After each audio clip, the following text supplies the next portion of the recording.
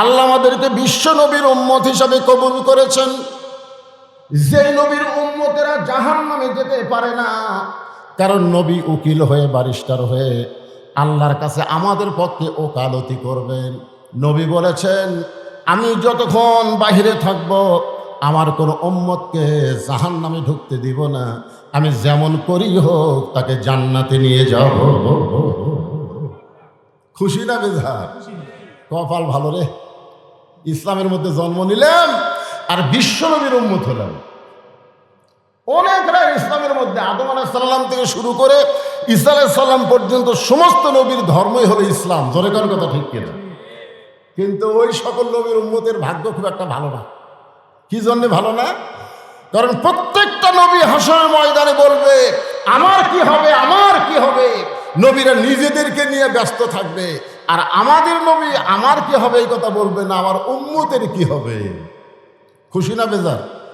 এমন একজন নবীর উম্মত হওয়াতে আমাদের ভাগ্য এত ভালো, যার কারণে আমরা সকলে জবান খুলে বলবো আলহামদুলিল্লাহ। যেই কোরআন থেকে আপনার তাফসির শুনবেন, আমি সেই কোরআনের 29 পারা, কোরআন কয় পারা? 30 পারা। হ্যাঁ, 30 পারা কোরআনের 29 পারার প্রথমেই একটা সূরা, যে সূরার নাম হলো সূরায়ে মুলক। জোরে বলেন, নাম কি? মুলক শব্দের অর্থ কি? হ্যাঁ, এই যে একজন সামনে থেকে বলছে রাজত্ব। অনেকেই আমাদের মধ্যে বলে হুজুর রাজনীতি দান করেন না, কোরআনের মাহফিলে কোনো রাজনীতি চলবে না। অথচ রাজত্ব নামের একটা সূরাই কোরআনের ভিতরে আছে। জোরে কথা কোন আছে না? না আছে না? সেই সূরার প্রথমে আল্লাহ বললেন তাবারাকাল্লাযী বিয়াদিহিল মুলকু ওয়া হুয়া আলা কুল্লি শাইইন কাদির। কুল্লি শাইইন কাদির আল্লাযী খালাকাল মাউতা ওয়াল হায়াতা লিয়াবলুয়াকুম আইয়ুকুম আহসানু আমালান ওয়া হুয়াল আজিজুল গফুর। ইন্নাল্লাহা ওয়া মালাইকাতাহু ইসাল্লুনা আলান নবী ইয়া আইয়ুহাল্লাযীনা আমানু সাল্লু আলাইহি ওয়া সাল্লিমু তাসলিমা। আল্লাহুম্মা সাল্লি আলা মুহাম্মাদিন ওয়া আলা আলি মুহাম্মাদ কামা সাল্লাইতা আলা ইব্রাহিম ওয়া আলা আলি ইব্রাহিম ইন্নাকা হামিদুম মাজিদ। আল্লাহুম্মা বারিক আলা মুহাম্মাদিন ওয়া আলা আলি মুহাম্মাদ কামা বারাকতা আলা ইব্রাহিম ওয়া আলা আলি ইব্রাহিম ইন্নাকা হামিদুম মাজিদ। ইয়া আইয়ুহাল্লাযীনা আমানু উযকুরুল্লাহা যিকরান কাসীরা ওয়া সাব্বিহুহু বুকরাতাও ওয়া আসীলা। লা ইলাহা ইল্লাল্লাহ। আল্লাহর জিকির সকলেই করতে হবে। জিকির করতে শরম আছে? তাহলে জবান খোলে লা ইলাহা ইল্লাল্লাহ, লা ইলাহা ইল্লাল্লাহ।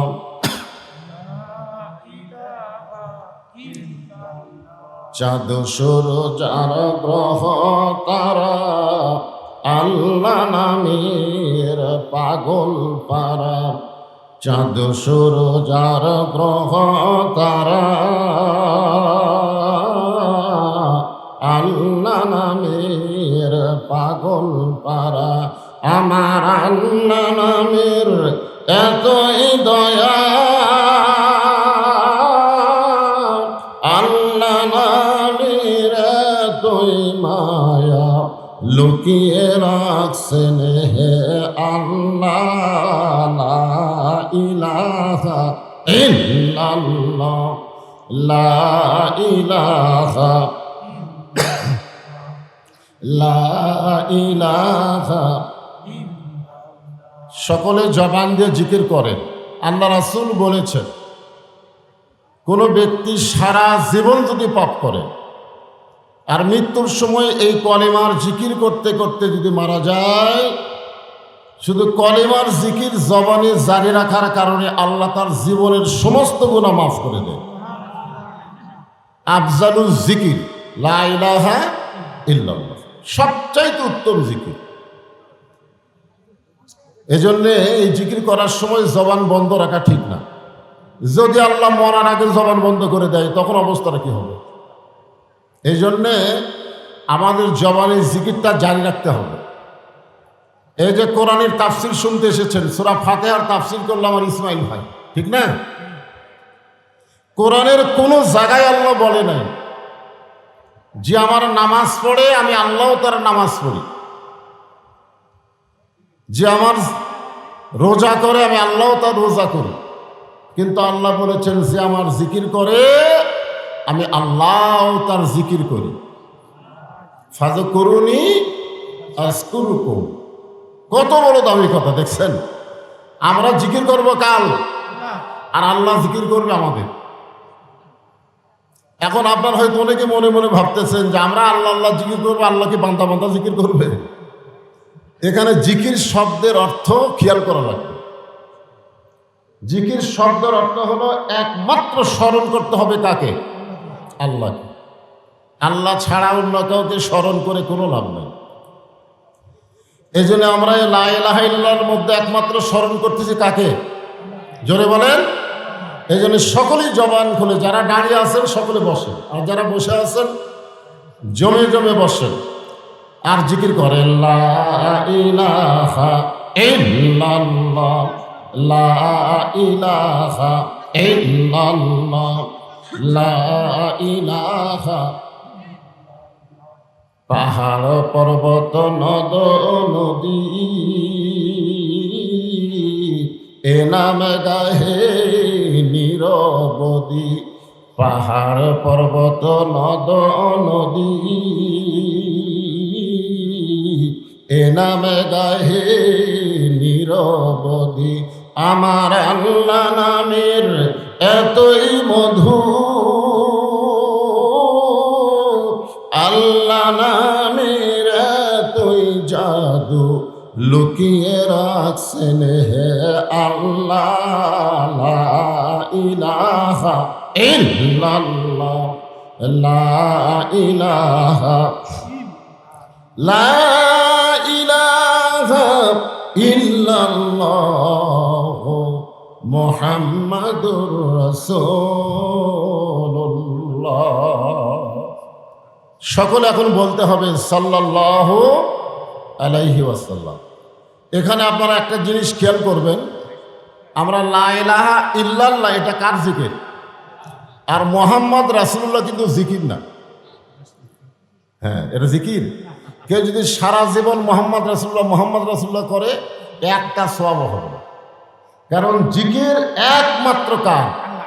আল্লাহ ছাড়া অন্য কারো জিকির করা যাবে না। কিন্তু মোহাম্মদ রাসূলুল্লাহ যখন আমরা শুনবো বলবো, ওই সময় আমাদের আর একটা আমল করা লাগবে। সে আমলটা হলো সাল্লাল্লাহু আলাইহি ওয়াসাল্লাম। আপনি যখনই নবীর প্রতি দরুদ পড়লেন, মনে করেন যে আপনাদের এ জায়গায় দরুদ মনে আটকে আছে। কি আটকে আছে? আপনি যখনই দরুদ পড়লেন সঙ্গে সঙ্গে একদল ফেরেশতা আপনার মুখের দরুদগুলো রাসূলের রওজা মোবারক মদিনায় পৌঁছায় দিল। আপনারা সবাই মদিনায় যাবার পারবেন তার কোনো গ্যারান্টি আছে? কিন্তু আমাদের দরুদগুলো মদিনায় চলে যাবে। এই জন্য যখনই নবীর নাম শুনবো অথবা বলবো, কেউ বলার আগেই বলতে হবে সাল্লাল্লাহু আলাইহি ওয়াসাল্লাম।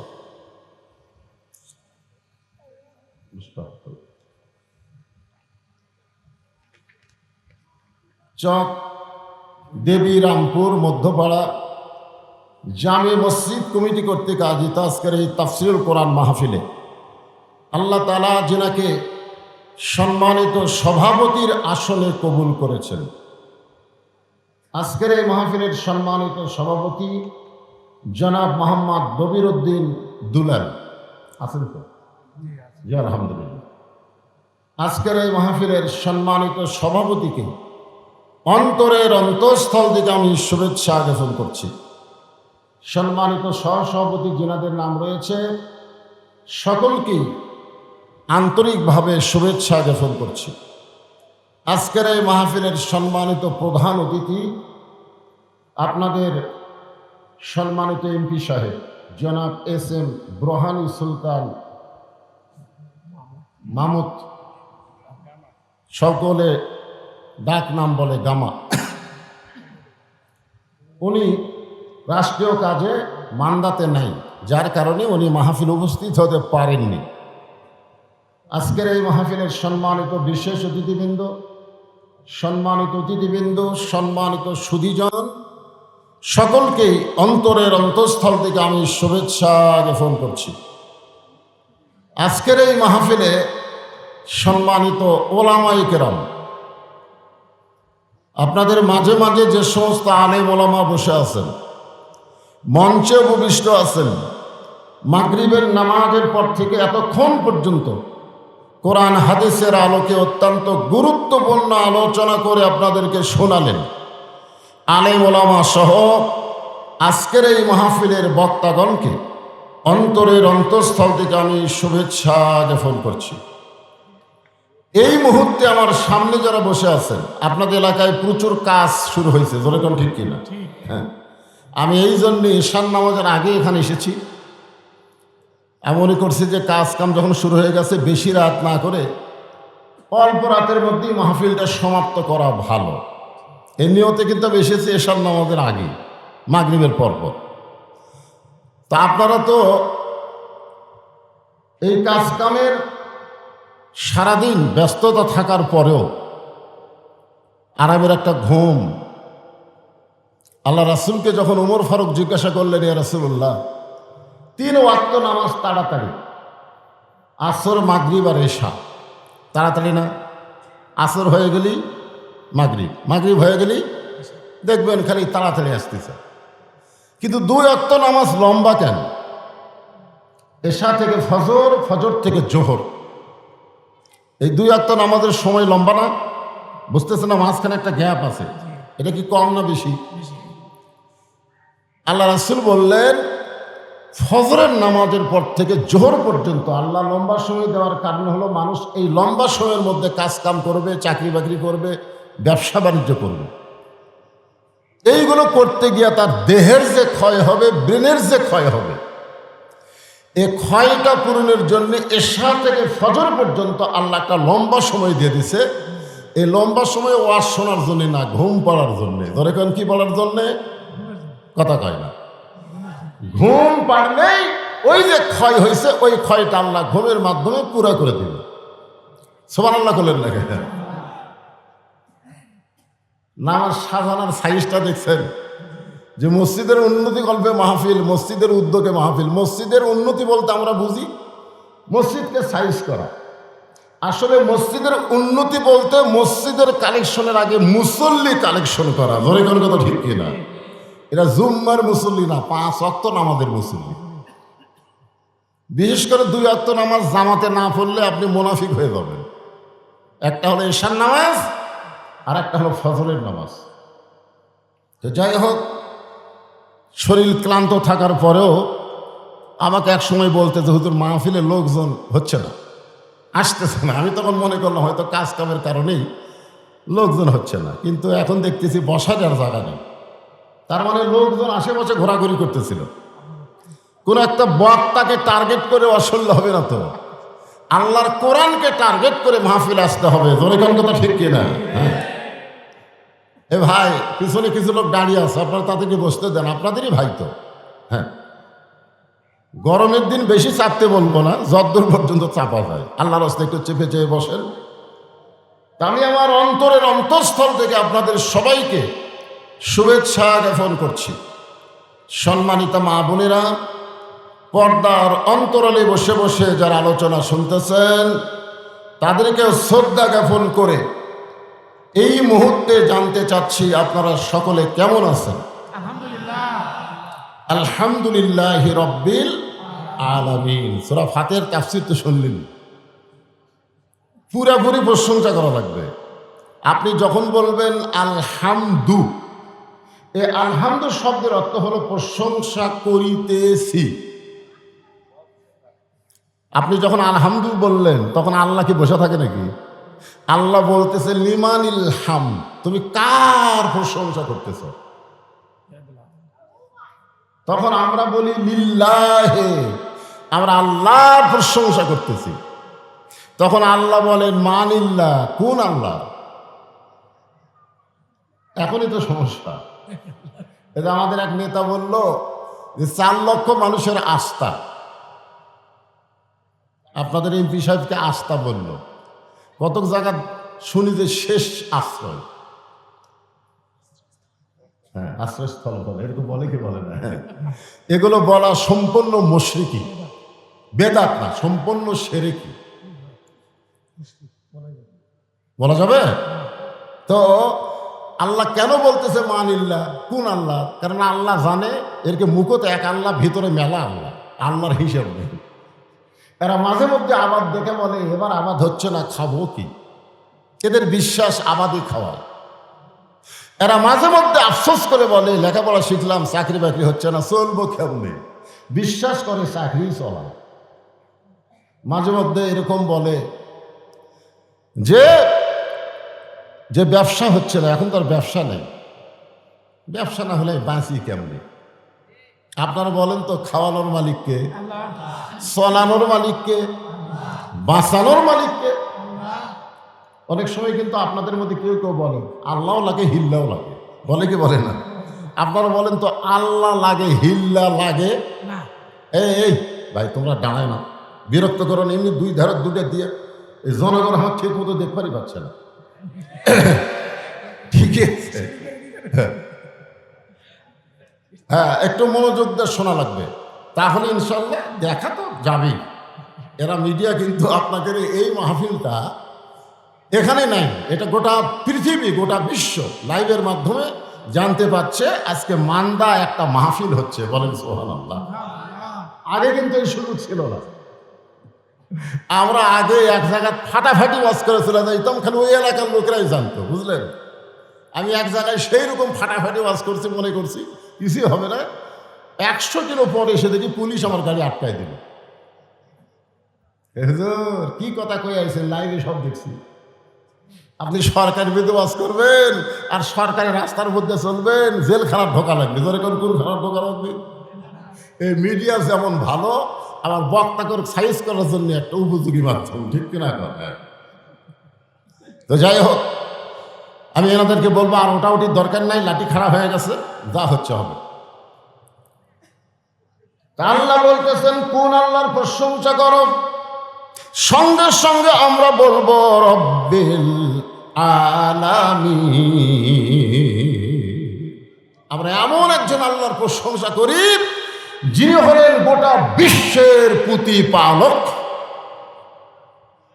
তাহলে আশ্রয়স্থল, শেষ ঠিকানা দুনিয়ার কোনো মানুষ হতে পারে না। ধরে কোন কথা ঠিক? প্রশংসা হবে একমাত্র কার? প্রশংসার মধ্যে যদি আল্লাহর জায়গাতে অন্য একজনকে বসান তাহলে শিরক হবে। আল্লাহ সব গুনাহ মাফ করতে পারে, কিন্তু শিরকের গুনাহ আল্লাহ মাফ করবে না। ধরে কোন কথা ঠিক কিনা? আপনি সব গুনাহ আল্লাহ মাফ করতে পারে। আল্লাহ কোরআনে বলেছে ইচ্ছা করলে আমি সব গুনাহ মাফ করবো, কিন্তু আমার জায়গাতে অন্য একজনকে বসায়া মাফ হবে না। এই জন্য প্রশংসা যখন করবো আদায়াতি না পুরোপুরি, যে আল্লাহ শারীরিক সুস্থতা দান করে মানসিক প্রশান্তি লাভের জন্য আজকের জান্নাতের বাগানে কবুল করেছেন, আমরা সে আল্লাহর উপরে খুশি না বেজার? তাহলে জবান খুলে সমস্যরে সকলে বলবো রব্বানা লাকাল হামদ হামদান কাসীরান তাইয়িবান মুবারাকান ফীহি। আমরা এমন একজন আল্লাহর প্রশংসা করলাম যে আল্লাহ আমাদেরকে মুসলমানের ঘরে মুসলমান হিসাবে আমাদের কবুল করেছেন। খুশি না বেজার? আল্লাহ ইচ্ছা করলে আমাদেরকে হিন্দু বানাবার পারতেন, আল্লাহ ইচ্ছা করলে ইহুদি খ্রিস্টানদের ঘরেও আমাদেরকে প্রেরণ করতে পারতেন, কিন্তু আল্লাহ ওই সকল ঘরে না পাঠায়া আমাদেরকে সরাসরি মুসলমানের ঘরে কবুল করেছে। আপনারা বলেন তো, ইসলাম ছাড়া যত ধর্ম পৃথিবীতে আছে এগুলো ধর্ম ঠিক না ভুয়া? জোরে কোন, আরো জোরে। এ কথা কি বক্তা? এ কথা কার? আল্লাহ কোরআনে বলেন ওয়ামান ইয়াবতাগি গায়রাল ইসলাম দীনান ফালাই ইউকবালা মিনহু। ইসলাম ছাড়া অন্য কোনো ধর্মকে যদি গ্রহণ করে আল্লাহ বলেছেন সেইটা কবুল করা হবে না। এ আয়াত দিয়ে কি বোঝা গেল? ইসলাম ছাড়া যত ধর্ম পৃথিবীতে আছে সমস্ত ধর্ম হলো ভুয়া ধর্ম। ধরে কোন কি ধর্ম? বর্তমানে বাংলাদেশে ভুয়া ভুয়া একটা রব আছে না নাই? আমি যেই বলবো ইসলাম ছাড়া যত ধর্ম আছে সমস্ত ধর্ম কি, আপনারা বলবেন ভুয়া। কি বলবেন? ইসলাম ছাড়া সমস্ত ধর্ম কি? আমাদের বগুড়ার হিরো আলমের নাম শুনছেন? ও যখন 21-এর বইমেলায় গেছিল তখন 21-এর বইমেলার লোকজন হিরো আলমকে বলল ভুয়া ভুয়া ভুয়া ভুয়া। হিরো আলম, হ্যাঁ। তারপর এক বুড়া মানুষ একটা ছুরিক বিয়ে করছে, এটা ইয়ং জেনারেশন জানে, এর নাম হলো মোস্তাক আহম্মদ। ওই বুড়া করছে এক চিংড়ি। ওই চ্যাংড়া বউ নিয়ে ব্যাপারটা হয়ে যখন বইমেলায় গেল তখন বইমেলার সবাই বলল ভুয়া ভুয়া ভুয়া ভুয়া। মোস্তাক আহম্মদ যদি ওর বউটাকে চ্যাংড়াই করুক আর ছড়ি করুক, যেটাই করুক, যদি বোরকার মধ্যে রাখতো, পর্দার মধ্যে রাখতো, তাহলে ভুয়া ভুয়া শব্দ শোনা লাগতো না। জোরে কর কথা ঠিক কিনা? আপনি যদি বুড়া বয়সে একটা যুবতী বিয়ে করার মন চাই করেন, অসুবিধা নাই, কিন্তু বোরকার মধ্যে রাখেন, পর্দার মধ্যে রাখেন, দুনিয়ার কেউ জানতে পারবে না। জোরে কর কথা ঠিক কিনা? কারণ মেয়ে মানুষকে রাখতে হবে কোথায়? পর্দার মধ্যে রাখা লাগবে না? এ কথা কার? আরো জোরে বলেন। আল্লাহ কোরআনে বলেন ওয়াকারনা ফি বুয়ুতিকুন্না ওয়ালা তাবাররাজনা তাবাররুজাল জাহিলিয়াতিল উলা। আর একজন নেতা আছে বাংলাদেশে, বিসমিল্লাহ ঠিক মতো কর পারে না, এমপি হয়ে গেছে। জোরে কোন কথা ঠিক কিনা? ওই যখন বইমেলায় গেছিল তখনও বলছে ভুয়া ভুয়া ভুয়া ভুয়া। আজকে আমরা মাহফিলে সবাই বলবো আল্লাহর কোরআনের পক্ষে, ইসলাম ছাড়া যত ধর্ম পৃথিবীতে আছে সমস্ত ধর্মই হলো ভুয়া ধর্ম। ধরে কোন কথা ঠিক কি না? আল্লাহ আমাদেরকে ভুয়া ধর্মের মধ্যে না পাঠায় সরাসরি জন্মগতভাবে সঠিক ধর্মে কবুল করেছেন। এগুলি খুশি না বেজার? তাহলে জবান খুলে আর একবার বলি আলহামদুলিল্লাহ। আল্লাহ আমাদেরকে বিশ্ব নবীর উম্মত হিসাবে কবুল করেছেন। যে নবীর উম্মতেরা জাহান্নামে যেতে পারে না, কারণ নবী উকিল হয়ে, ব্যারিস্টার হয়ে আল্লাহর কাছে আমাদের পক্ষে ওকালতি করবেন। নবী বলেছেন আমি যতক্ষণ বাহিরে থাকব আমার কোনো উম্মতকে জাহান্নামে ঢুকতে দিব না, আমি যেমন করি হোক তাকে জান্নাতে নিয়ে যাব। খুশি না বেজার? কপাল ভালো রে, ইসলামের মধ্যে জন্ম নিলাম আর বিশ্ব নবীর উম্মত হলাম। অনেকরা ইসলামের মধ্যে আদম আলাইহিস সালাম থেকে শুরু করে ঈসা আলাইহিস সালাম পর্যন্ত সমস্ত নবীর ধর্মই হলো ইসলাম। জোরে কোন কথা ঠিক কিনা? কিন্তু ওই সকল নবীর উম্মতের ভাগ্য খুব একটা ভালো না। কি জন্য ভালো না? কারণ প্রত্যেকটা নবী হাসরের ময়দানে বলবে আমার কি হবে, আমার কি হবে। নবীরা নিজেদেরকে নিয়ে ব্যস্ত থাকবে, আর আমাদের নবী আমার কি হবে এই কথা বলবে না, আমার উম্মতের কি হবে। খুশি না বেজার? এমন একজন নবীর উম্মত হওয়াতে আমাদের ভাগ্য এত ভালো, যার কারণে আমরা সকলে জবান খুলে বলবো আলহামদুলিল্লাহ। যেই কোরআন থেকে আপনার তাফসির শুনবেন, আমি সেই কোরআনের 29 পারা, কোরআন কয় পারা? 30 পারা। হ্যাঁ, 30 পারা কোরআনের 29 পারার প্রথমেই একটা সূরা, যে সূরার নাম হলো সূরায়ে মুলক। জোরে বলেন, নাম কি? মুলক শব্দের অর্থ কি? হ্যাঁ, এই যে একজন সামনে থেকে বলছে রাজত্ব। অনেকেই আমাদের মধ্যে বলে হুজুর রাজনীতি দান করেন না, কোরআনের মাহফিলে কোনো রাজনীতি চলবে না, অথচ রাজত্ব নামের একটা সূরাই কোরআনের ভিতরে আছে। জোরে কথা কোন আছে না? না আছে না? সেই সূরার প্রথমে আল্লাহ বললেন তাবারাকাল্লাযী বিয়াদিহিল মুলকু ওয়া হুয়া আলা কুল্লি শাইইন কাদির। মানে যে এলাকার ইসলামী দল কম, ভেজাল দল বেশি, ওই এলাকায় কোরআন তেলাওয়াত করলে আল্লাহু আকবার স্লোগান খুব একটা শোনা যায় না। কেন আমাদের বড় বড় দলের মধ্যে আল্লাহু আকবার নাই। জোরে কোন কথা, ঠিক কথা কন। আজকে বাংলাদেশের কোনো বড় দলের মিছিল থেকে কেউ যদি আল্লাহু আকবার কয়, ও ঘাট ধরে বার করে দিবে। কেন আমাদের দল তো আল্লাহু আকবার নাই। তা আপনারা কি সেই দলের লোক নাকি? কি রে, কোরআন তেলাওয়াত শুনলে মানুষের ঈমান বাড়ে না কমে? এ ধরে কেন বাড়ে না কমে? ঈমান বাড়ার লক্ষণ কি? বাতিলের সাথে আপোষ করে চুপ থাকা। জীবন বাঁচানো ফরজ বাড়ে, জীবন বাঁচানো ফরজ। আজকে বাংলাদেশের মানুষ মুসলমান দাবি করে আর বাতিলের সঙ্গে আপোষ করে জীবন বাঁচানো ফরজ মনে করতেছে। জোরে কোন কথা, ঠিক কি না? আর ফিলিস্তিনের মুসলমান বাতিলের সঙ্গে আপোষ না করে নিজের জীবন দিয়ে শাহাদাতের পিয়ালা পান করতেছে। জোরে কোন ঠিক কিনা ভাই? যায় মরা তো লাগবে। আপনি যতই চেষ্টা করেন, আপনি কি বাঁচতে পারবেন নাকি? তো বেঈমান হয়ে বেঁচে থাকার চাইতে ঈমান নিয়ে মরা অনেক ভালো। আপনার মরবার চাচ্ছেন না? চাচ্ছেন? হ্যাঁ, সবাই ফাঁসির মিছিল করে, ফাঁসি ফাঁসি। আল্লাহ কাই ফাঁসির মিছিল করিস, তোর লজ্জা নাই? তোর নিজেরই মৃত্যু হবে। জোরে কোন কথা, ঠিক কিনা? ফাঁসির একটা তারিখ আছে, আর মরার কোনো তারিখ? আপনারা বলেন তো, মরার কোনো তারিখ আছে? তাহলে ঈমানকে বাঁচানোর জন্য যখনই বক্তা কোরআন তেলাওয়াত করবে, জাদাতুহুম ঈমানান, আল্লাহ বলেছেন তেলাওয়াতের কারণে ঈমান বেড়ে যায়।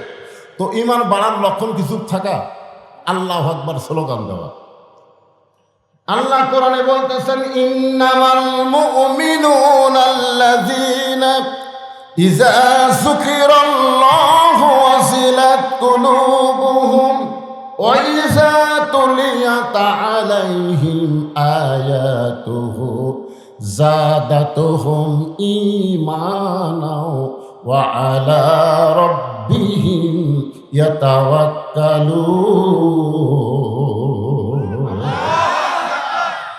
এখন সূরা মুলকের 1 নম্বর আয়াতের অর্থ শোনেন, তারপরে তাফসীর হবে। অর্থ হচ্ছে গোটা পৃথিবীর রাজত্ব, কর্তৃত্ব, মালিকানা একমাত্র কার হাতে? হাত মানে কি? হাত মানে বাংলাদেশের ক্ষমতা কার হাতে? না না না, গোটা পৃথিবী। এখানে বলা হচ্ছে গোটা পৃথিবীর ক্ষমতা। মনে হয় এর মধ্যে বাংলাদেশ বাদ আছে নাকি? বাংলাদেশ বাদ? তো অনেকে যে বলে আমার দল ক্ষমতা আছে রে, আমার চিনিস, আমার দল ক্ষমতা আছে।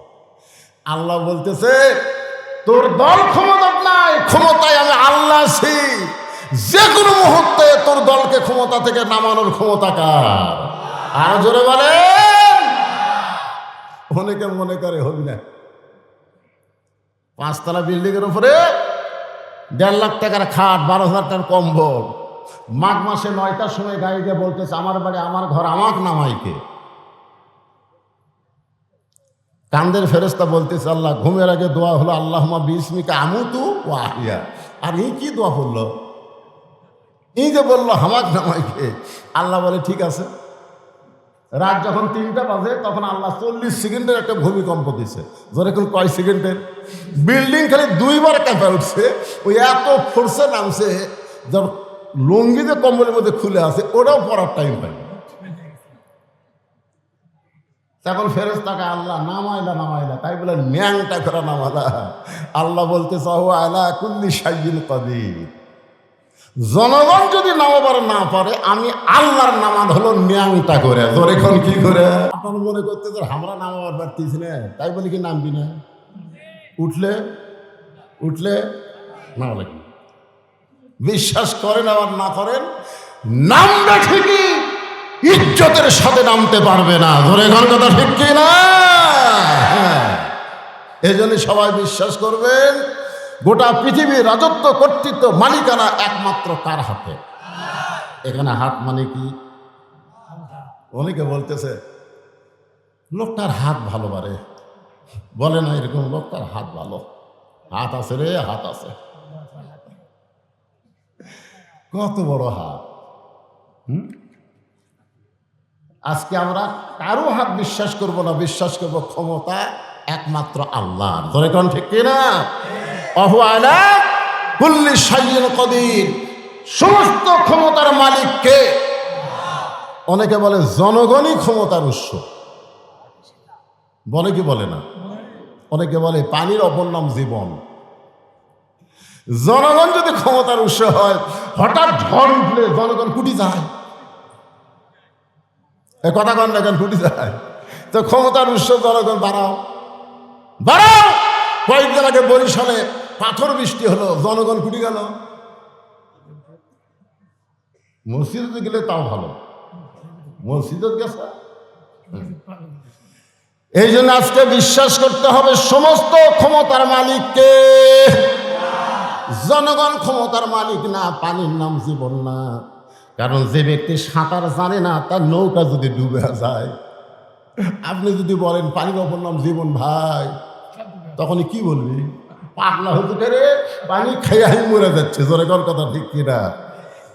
এরপর আল্লাহ বলতেছেন আল্লাযী, এই আয়াতটা খুবই মারাত্মক, খুব খেয়াল করে শুনবেন।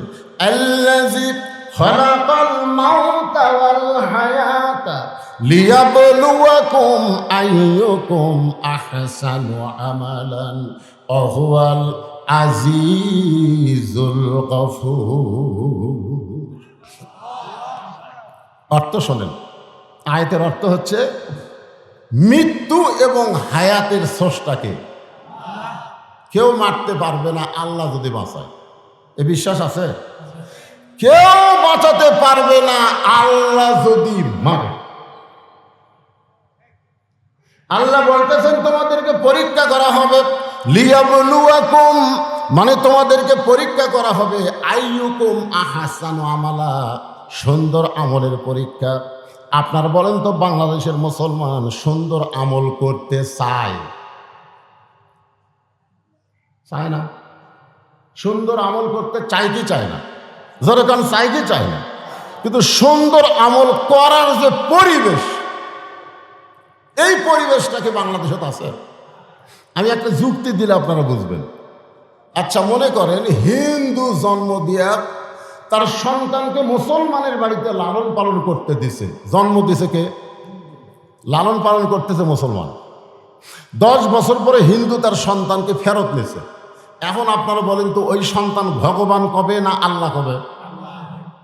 আর মুসলমান জন্ম দিয়া হিন্দুর বাড়িতে লালন পালন করতে দিছে, 10 বছর পরে মুসলমান তার সন্তানকে ফেরত দিছে। আপনারা বলেন তো, সন্তান আল্লাহ কবে না ভগবান কবে? আমার কথা বুঝতে পারলেন না? কি বলবে? তাহলে এখানে আপনারা কি বুঝলেন? জন্ম দিলেই হিন্দু মুসলমান হয় না। হিন্দু মুসলমানকে তৈরি করতে গেলে একটা পরিবেশ লাগে। জোরে কার কথা ঠিক কিনা? বর্তমানে আপনাকে মান্দাত যে পরিবেশ চলতেছে, এটা কি পরিবেশ? হিন্দু না মুসলমান? কথা মিশালা দোয়াশলা, মানে বিলের মধ্যে আমার ওয়াজ, বিল চলন বিলের ভিতরে ওয়াজ। আমার বলতেছে হুজুর এমন অবস্থা হচ্ছে, নৌকাও চলতেছে না, হুন্ডাও চলতেছে না। এর নাম হলো দোয়াশলা। আপনাকে মসজিদে চলতেছে আল্লাহর কাম, আর বাড়ির চিন্তা করে দেখতে হবে তো। এই পরিবেশে আমাদের সন্তানগুলো, যুবকগুলো কোরআনের মাহফিলে এসে যে বসেছে, এই যে বসে গেছে যুবকগুলো, আলহামদুলিল্লাহ। এদেরকে সঠিক মেসেজ, সঠিক জিনিসটা দাওয়াতের মাধ্যমে, কোরআনের মাধ্যমে, তাফসীরের মাধ্যমে বলার দরকার আছে না নাই? জোরে কেন আছে না নাই? হ্যাঁ, এই জন্য একটু মনোযোগ দিয়ে শোনা লাগবে।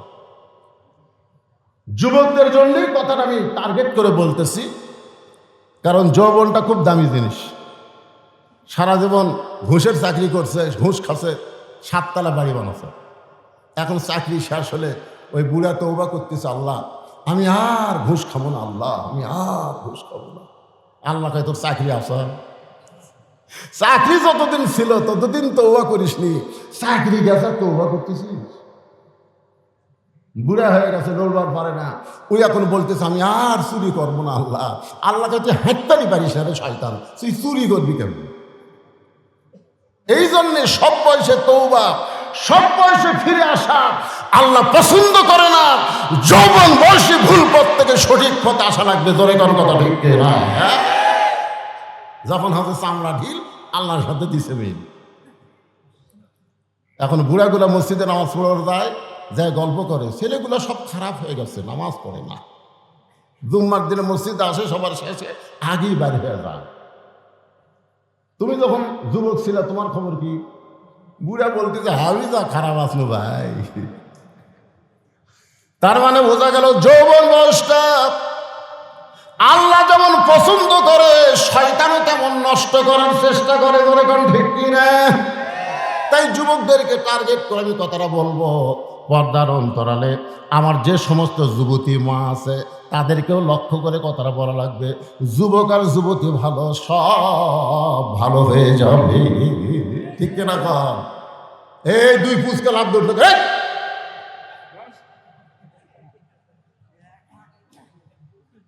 এই বয়সটা হলো নষ্ট করার বয়স। এই জন্য তো রাসূল বলেছে 7 বছর থেকে, কয় বছর? 7 বছরের তালিম দাও। 7 বছরে কিসের তালিম দাও? নামাজের তালিম দাও। আর 10 বছর থেকে পড়বার না চাইলে ঘাড় ধরে। ওর বয়স কত? এই দুটার বয়স কত? এখনই তালিম দেওয়া লাগবে, ওদেরকে উঠতে দেওয়া যাবে না। জোরে কোন কথা ঠিক করে ঠিক বলে? হ্যাঁ, ওরা বাইরে যায় কি করবে রাত 11টার সময়? এই 2 পুচকে তোরা উঠছি, তোরা বাইরে যায় কি করবি রে? হ্যাঁ, খুব খেয়াল করবেন। তাহলে সুন্দর আমল আমরা করতে চাই, সুন্দর আমল করতে একটা পরিবেশ লাগবে। সেই পরিবেশ আমাদের বাংলাদেশত। আপনারা শূন্যস্থান পূরণ করেন না কেন? আমি যখন থামবো পরকার কথা আপনারা বলবেন। সেই পরিবেশ আমাদের বাংলাদেশে নাই। এখন এই পরিবেশ যদি তৈরি করবার চাই, তাহলে ডক্টর কামালের সংবিধান দেওয়া হবে না। ডক্টর কামালের সংবিধান দিয়া বাংলাদেশে জালেম বাড়তেছে, জুলুম বাড়তেছে, আর ভালো মানুষগুলো নির্যাতন হচ্ছে। বিচারের নামে অবিচার চলতেছে। ঠিক কিনা বলেন? আলেমদেরকে কোর্ট কাছারিতে বেশি ঘুরতে হচ্ছে, আর চোর ডাকাত বেড়া খালি মশান মারতেছে। মসজিদের দরজায় 2 চোর দাঁড়ায় বলতেছে ভালো জুতাগুলো সব ভিতরে গেছে রে। হায় হায়, আমাকে ভয়ে একটা জোড়াও জুতা ভালো নেই। 2 চোর মশান মারতেছে। কি হলো? আচ্ছা বলুক, 2 চোর মশান মারতেছে যে আমাকে ভয়ে সব ভালো জুতা মসজিদের মধ্যে ঢুকছে। ভালো মানুষ হলো 500 জন, চোর হলো কয়টা? 2 জনে মশান মারতেছে আমাকে ভয়ে। আসলেই তাই। আপনার জুতা কার ভয়ে ভিতরে লেগে গেছে? কত মানুষের আইন যখন সমাজে চলবে তখন চোর ডাকাতের মশান বাড়বে। তাহলে হযরত উমর যখন ইমামতি করবে, উমর বরাবর পিছনে কে দাঁড়াবে? এতক্ষণ আপনারা ওয়াজ শুনে কি বুঝলেন? জোরে নাম কর। কিন্তু দেখে জায়গা দখল। কে রে আমার জায়গা? কে রে তুই রে? ওসমান গনি সেই মানুষ। আল হায়াউন ওসমান। আল্লাহ রাসূল বলেছেন সবচাইতে শরম বেশি, সবচাইতে নরম বেশি। জোরে করে সুবহানাল্লাহ।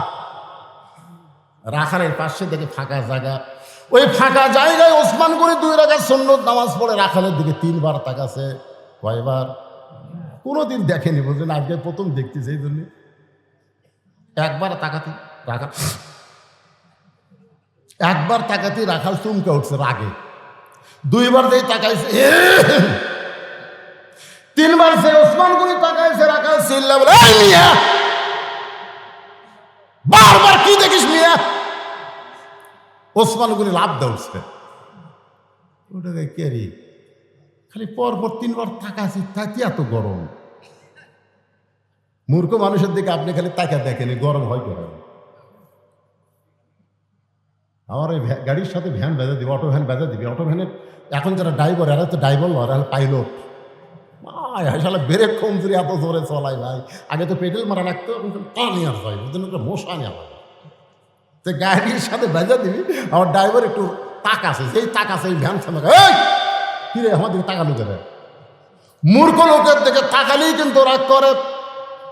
তিনবার ওসমান গনির দিকে তাকায়, ওসমান গনি রাখালের দিকে তাকাইছে, রাখাল রাগ করে যেই মাত্র বলেছে, এই মিয়া বারবার তাকাস কেন? ওসমান গনি বলে, ভাইজান আপনাকে কোনোদিন সামনে দেখি নাই, এই জন্য বারবার তাকায় দেখতেছি, আপনার পরিচয় কি? রাখাল বলতেছে, আমার পরিচয় হলো আমি একজন রাখাল। যেই কইছে রাখাল, ওসমান গনি মুসকি মুসকি হাসতেছে। সুবহানাল্লাহ। মুসকি মুসকি হাসার কারণ হলো, রাখাল যারা হবে তাদের ভাষা নরম হওয়া চলবে না, রাখালদের ভাষা গরম হওয়া লাগবে। ধরে কারণ কি হওয়া লাগবে? এখন হয়তো বলবেন, হুজুর এটা কোন রাখাল? আল্লাহ রাসূল বলেছেন, প্রত্যেকটা অভিভাবককে আল্লাহ রাখালের দায়িত্ব দিয়ে দুনিয়াতে প্রেরণ করেছে। আপনি হয়তো বলবেন, হুজুর আমার তো গরু ছাগল নাই, আমি কার রাখালি করব? আপনি চোখ বন্ধ করে দেখেন, আছে আছে না নাই? আপনি চোখ বন্ধ করে দেখেন, আপনার বাড়িতে একটা গাভী আছে, তার বয়স হলো 45 বছর। গাভীর বয়স কত? গাভী খালি ভারতের স্টার জলসা দেখে। যে ভারত আমাদের বাবরি মসজিদ ভাঙ্গা রাম মন্দির বানালো, সেই ভারতের স্টার জলসা জি বাংলা। আপনার গাভী আপনার বউ দেখতেছে, আপনার রাখালি করার দরকার আছে না নাই? দরকার আছে না নাই? কয়েকদিন বউ কাছে নেই, এই যে স্টার জলসা জি বাংলা দেখতেছিস, এটা দেখার কারণে হিন্দুদের পূজার বাদে লোকরা হরি হরি হরি হরি মুসলমানের ঘরের মধ্যে বাঁচতেছে। জোরে কোন কথা ঠিক কিনা? আপনি চোখ বন্ধ করে দেখেন, আপনার 22 বছর একটা আলিয়া আছে, 3টা পর্যন্ত আর্জেন্টিনার খেলা দেখে, আর ফজরে আজান দিলে ঘুমায়া যায়। এরকম আলিয়া আপনার ছেলে আছে না নাই? কথা কন না গে? 3টা পর্যন্ত ব্রাজিলের খেলা দেখে, রাত 3টা পর্যন্ত ব্রাজিলের খেলা দেখে। আর সালাতু খায়রুম মিনান নাওম শোনার সাথে সাথে আর নাই, ওই 3.5 হাত মানুষ 2.5 হাত হয়ে ঘুম পাড়তেছে। আপনার একটা 17 বছরের বকনা আছে, বকনা মানে আপনার মেয়ে। বকনা মানে কি? এখন বকনা মানে কি? আপনার বকনা আপনার মেয়েকে আপনি ফাতেমা বানাবেন না পরিমণি বানাবেন, এই সিদ্ধান্ত মুসলমান হিসাবে কি আপনার নেওয়ার দরকার আছে না নাই? আপনার মেয়েকে কি বানাবেন? পরিমণি। এবারে এই মেয়ের বাপ, আমার তো 3 মেয়ে আছে, আপনাকে কারো মেয়ে আছে? মেয়ে আছে? একটা মেয়ে নেই, মরছেন বারে। আচ্ছা, মৌলানা মানুষের বিয়ে হয় না? আপনি আপনার নাই? এই 2 জন আমার 2 ধার করছে কারা?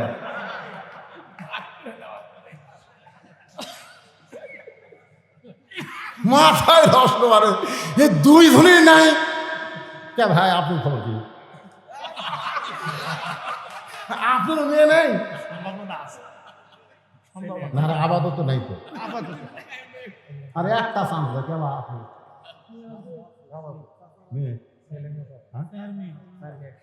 মাশাআল্লাহ একটা পাইছি বলে। সুবহানাল্লাহ। আল্লাহ রাসূল বলে মেয়ের বাপ মানে কি? কত সুন্দর কথা! এই কথা কয় মেয়েকে দাম কত বাড়াতে ইসলামে দেখছেন। বেটার বাপ জান্নাতি কথা কয়নি রে। আর আমাদের মেয়েগুলো সব ওই বাহির দেশের মেয়ে করে অনুসরণ করবার চায়, কটকটি হবার চায়, কিরণমালা হবার চায়। আমার মায়েরা যারা পর্দার অন্তরে বসে আছেন, আল্লাহ নবীর মেয়ে ফাতেমা নবী মেয়ের সামনে দাঁড়ায় বলতেছেন, মা তোমার বাবা নবী বলে তুমি জান্নাতে যাবা, এ কথা কখনোই তুমি মনে করবা না। ফাতেমা বলে, বাবা আমি সব সময় মনে করি আমার বাবা হলো বিশ্ব নবী, আল্লাহ তাআলা এমন বাবা হওয়ার কারণে আল্লাহ আমাকে খাতির করবে। রাসূল বলে, ফাতেমা নবীর মেয়ে হওয়ার কারণে আল্লাহ তোমাকে খাতির করবে না, আল্লাহর খাতির যদি নিবার চাও তাহলে জান্নাতের আমল করে তোমাকে দুনিয়া থেকে যেতে হবে। ফাতেমা বললেন, বাবা মেয়েদের জন্য জান্নাতের আমল কি? আল্লাহ রাসূল বললেন, আমল খুব কম রে মা, মেয়েদের আমল খুব বেশি না। 1 নম্বর হলো 5 ওয়াক্ত নামাজ, 2 নম্বর হলো রমজান মাসের রোজা, 3 নম্বর স্বামীর কথা মতো চলা, আর 4 নম্বর সতীত্বের হেফাজত পর্দা করা। রাসূল বলে, ফাতেমা এই 3টা আমল সবসময় করা লাগবে না। নামাজ 5 ওয়াক্ত 24 ঘন্টার মধ্যে 5 বার পড়লে হবে। বছরে 1 মাস রোজা রাখলে রোজার হক আদায় হবে। স্বামী যখন কাছে থাকবে, যখন তোমার বিয়ে হবে তখন তুমি স্বামীর হক আদায় করো। কিন্তু ফাতেমা পর্দা এটা 24 ঘন্টায় তোমাকে মেনে চলতে হবে। মেয়েদের জন্য 1 নম্বর আমল হচ্ছে পর্দা। পর্দা যদি না থাকে ওই যতই নামাজ করুক কোনো লাভ নেই। এবারে কথা বল না কেন? আপনাকে গ্রামের মেয়ে মানুষের পর্দার খবর কি? Half half.